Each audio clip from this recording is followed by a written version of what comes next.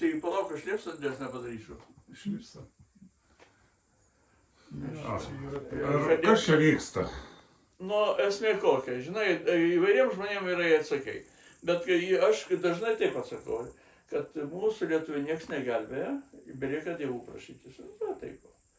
Iš kitos pusės žmonės labai įvairūs yra penktadalis žmonės, kaip baptistų enciklopedija rašo, yra agnostikai ir ateistai, o visiems kitiems 4/5 reikia. Nu, tai va, kai manęs paklausė, kam čia reikia, aš žmonėm ir viskas. Jeigu nori, toliau pašnekėsim, bet kam tiem žmonėm reikia, aš nedrįstu leisti dūkščią žmogui.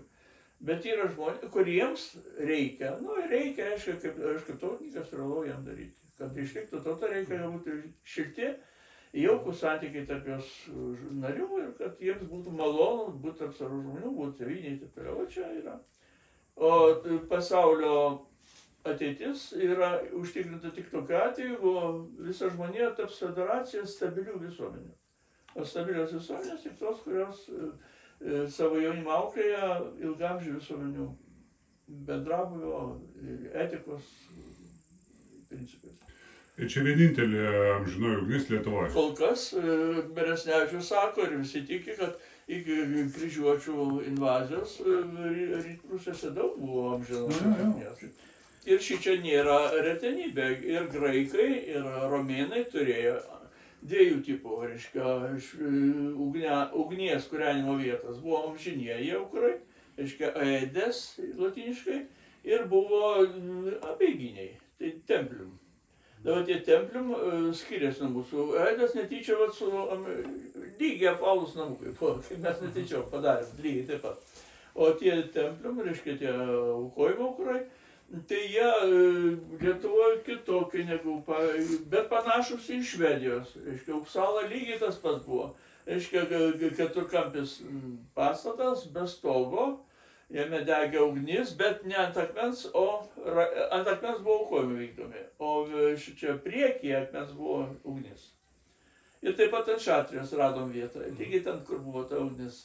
Dabar reiškia, turėjo būti dar prie aukojimo aukurų, o čia Lopaičios matos, bet ten šiek tiek perkrauta, Vėlovoj, prie Karaliaučiaus srity. Vokiečiai nei pirštų nepastūmė, stovi ir aukuras akmenys, nu, ką nežinai, ten užžėlė krūmais baisiai, bet už tai išlikė tas akmenų lankas, išlikęs neužako tą pelkutę ar tvenkinėlis, turi būti tokie dalykai. Ir turi būti ąžuolai. Tai čia jau lietuviška, nu ir švedai. Upsaloje lygiai toks buvo prašyta. Dabar, kaip anksčiau buvo, nesuprasi, nes dabar Tušemlė prie Smolensko ir Pačkininkėlė prie Kaunio. Lygiai taip pat matosi ratas stulpų, reiškia buvo apvalus namas, bet jo statusą mes, aišku, nežinom. Žinom, kad buvo apvalus namas ir buvo ugniakuras, tą nežinom. Ir ant kalno buvo. O kiek saugotojų yra, atsiprašau? Kaip? Kiek saugotojų yra, kad neužgestų ugnis, kiek čia kūrena? Čia labai daug. Net nežinom. Virš 400 yra budėję, o šiaip tai aktyvių apie 90. Nu, įsivaizduokit, kad jeigu, pavyzdžiui, mane pakeitė estai, kurie atvažiavo 600 kilometrų. Estai, aš nežinau, kad estai buvo atvažiavę. Žinau, gal atgalė buvo. Ne, buvo estai ir jie buvo, kažkur, man atrodo, iš Narvos Taugalų, 600 kilų atvažiavę, jie buvo 4 porom. Sužinojo, atvažiuoja, nu, baltiškas dalykas, ugnis deginimas. Nu, supranti, aš kaip sakau, visų ilgaamžių visuomenių pasaulėžiūra ir gyvenimiška ir dvasinė yra vienoda. Tik tai, aišku, dykumų gyventojų skirtingos. O Šiaurės Amerikos indėnų, jeigu mūsų žmonėms nesiseka gyvenimas, važiuoja jie per šamanus važiuoti į Sibirą, žinai, ten specifiniai šamanai. Nu, jie per protėvius ten išeina, jie napusybę. Žinai, jeigu nori pakeisti gyvenimo tikslą, lėmimą, jie Altavį važiuoja. Bet daugiausiai Šiaurės Amerikos indėnai, tai lygiai vienodai kaip mūsų.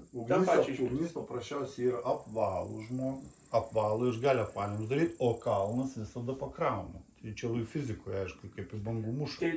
Pabūnė ant kalnų tave, tai jau krauna, kodėl vadinasi dažnai perkūnkalniais. Ne dėl to, kad perkūnas, o dėl to, kad per kūną tu kūną krauna. Pirmiausia, Mm. visos bažnyčios, Jos, visos čia- šventos vietos, jos kaip ir religijotojas sako,